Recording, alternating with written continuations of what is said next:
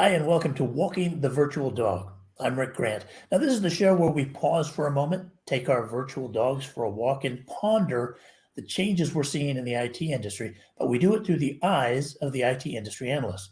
Now, to make sense of that, we call upon veteran analyst relations practitioner and my friend, Thomas Ward Lynch. Thomas, thanks for being here. We pause for a moment, but only a moment, because this business continues to move and this industry continues to move at lightning speed, right? Yeah, well, tell us about it. Well, here's where we're going to start with a little bit of buttressing, because there was an article out of the Economic Times. This was for, I believe, Southeast Asia. So in other words, they were looking at it from the perspective of the APAC.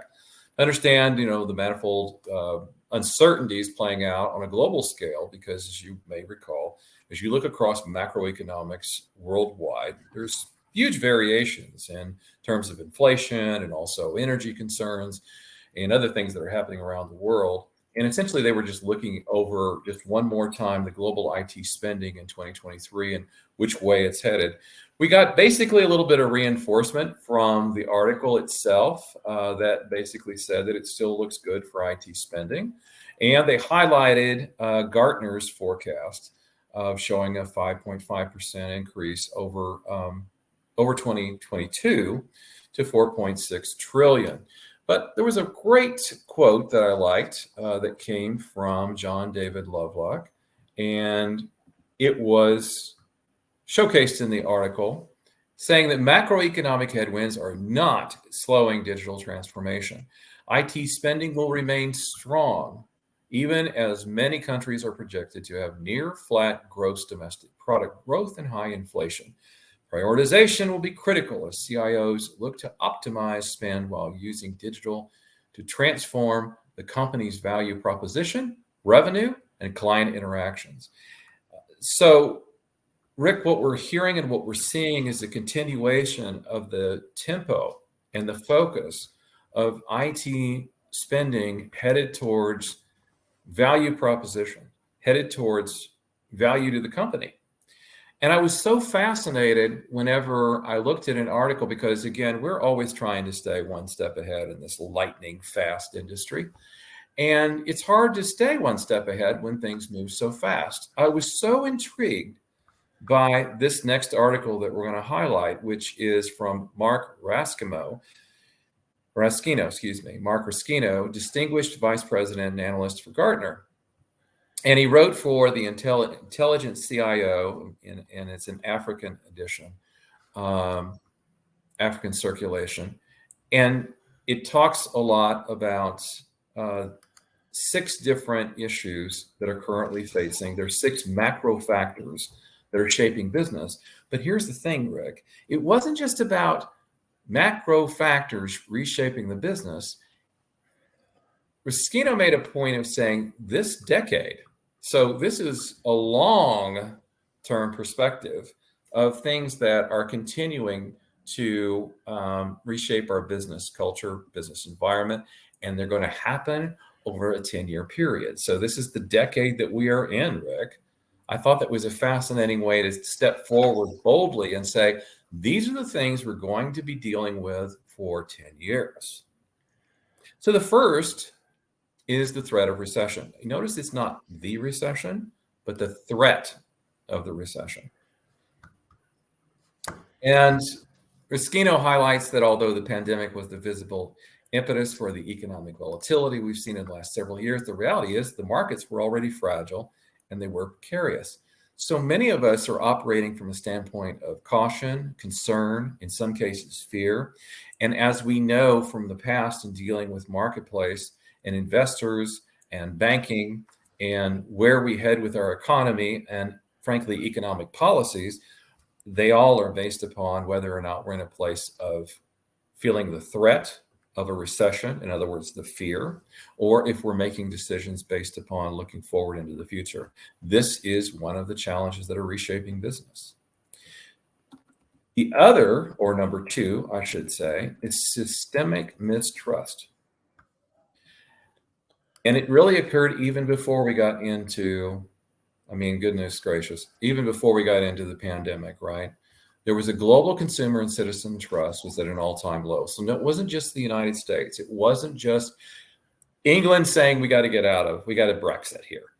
It wasn't just that. It was literally the entire world was at an all-time low in terms of trust. And now the ripple effects are occurring. If you think about some of the events that have taken place in the last 3 years, Rick, supply chain issues, talent shortages, brand mistrust, all these things have created and need to create a demand on focusing on customer value. That's a relentless focus that has to occur here. To move us away from this place of systemic mistrust, we literally have to change the paradigm. Number 3, well, how about poor productivity? Now, I know whenever people think poor productivity, we think about the guys and that are sitting behind the Zoom calls, and they didn't bother to shave, and they didn't bother to get dressed, and they started work an hour late, and all of those things that have happened over the time of the pandemic, right? Well, it's not just about that. It's about taking a look at productivity overall. Because instead of fussing about, well, employees should come in 3 times a week. No, they should come in 5 times a week. No, I think they should come in 2 times a week. Instead of fussing and fighting over how many times employees come in, take a look at process. Take a look at practices. What has been what is your bureaucracy in your company? What's the bureaucracy in your ecosystem for your suppliers, for your vendors, for your customers, and process inefficiencies that have come along the way? The truth is that whenever a lot of employees, Rick, went back to work, what happened? They came back to work and they found that the systems were outdated. They were ineffective. The software all needed to be upgraded and updated as well. There was a lot of end of life and end of service in the data centers. All of those things need to be addressed by IT leadership. Poor productivity just does not mean the guy sitting in the bathrobe getting to work at 10 o'clock on his home computer or in his home office. It's really about looking at a much, much bigger picture and being productive through whatever crisis is next on the list. And number 4 is sustainability. And Rick, sustainability is a conversation that I'm hearing a whole lot more about, not just in terms of the IT analyst, but the overall IT industry. In fact, I was on a conference call yesterday where we talked a lot about core messaging around sustainability. It is a focal point. Sustainability means energy efficiency. It means better use of resources.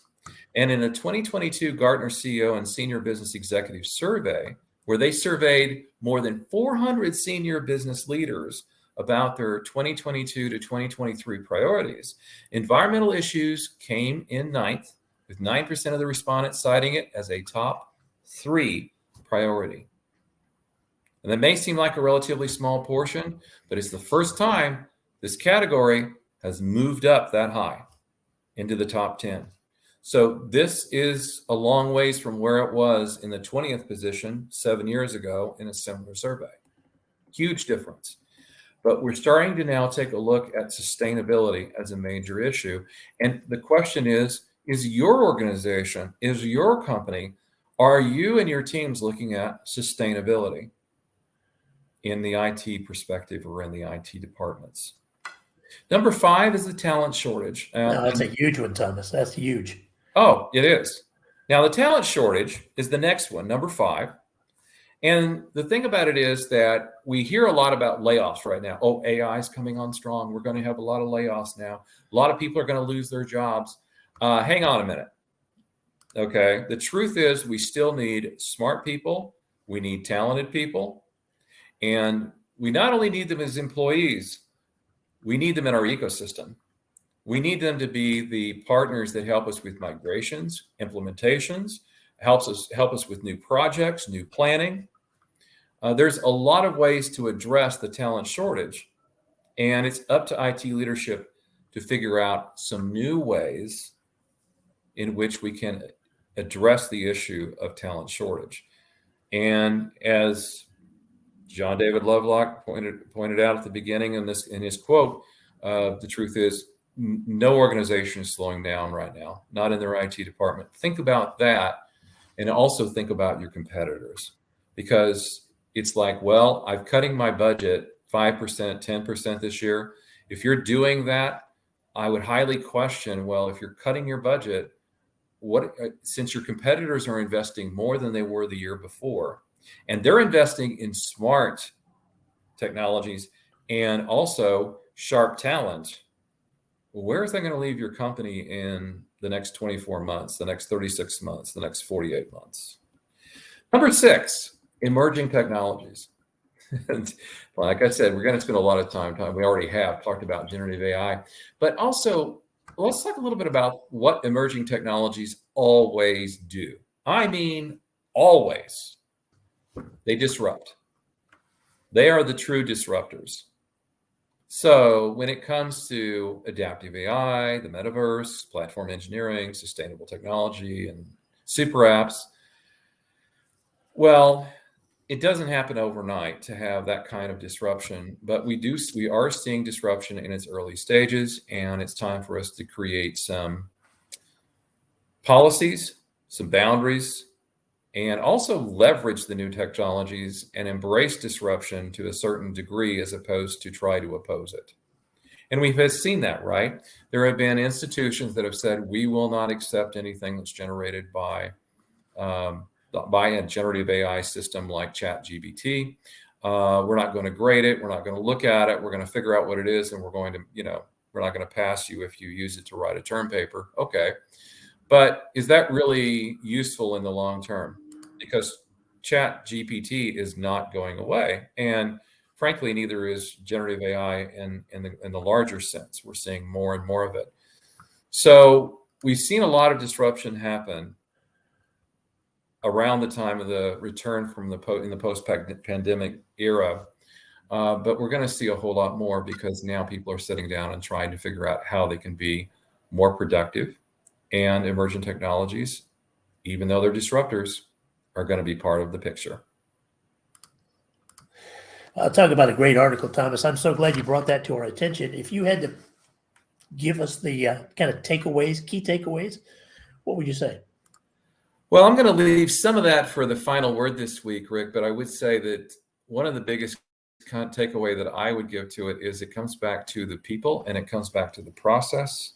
It comes back to leadership. It comes back to discernment and understanding that while technology is always going to be a great tool, and it's getting to be even a better tool for all of us to use, the best asset that we all have is ourselves and the talent that's with us in our organizations. Absolutely, Thomas. All right, so what's coming up next? Oh my gosh, you would ask that question. Well, we're going to take a look again at some AI trends that are benefiting the business bottom lines. Okay, we're going to take a look at the trends first. And then after we take a look at some of the trending areas, because we have talked a little bit about some cautionary tales, right? We're going to take a look a little bit deeper into how we can innovate and how we can be a little bit more creative. And particularly, how can we create those boundaries and those policies and those fences to really leverage generative AI from the perspective, of course, of the analyst?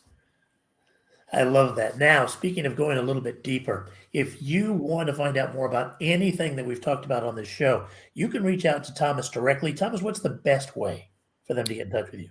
Well, we have links in all of our casts, our broadcasts here, but also the best way is to just like and subscribe and stay with us, because every week we continue to take a look at what 2,500 analysts around the world have to say, what they're focusing on, what they are researching, and their perspectives that they're gaining from talking to the most insightful IT professionals and leaders around the world. That's fantastic, and you won't find it anywhere else. Join us next time on Walking the Virtual Dog.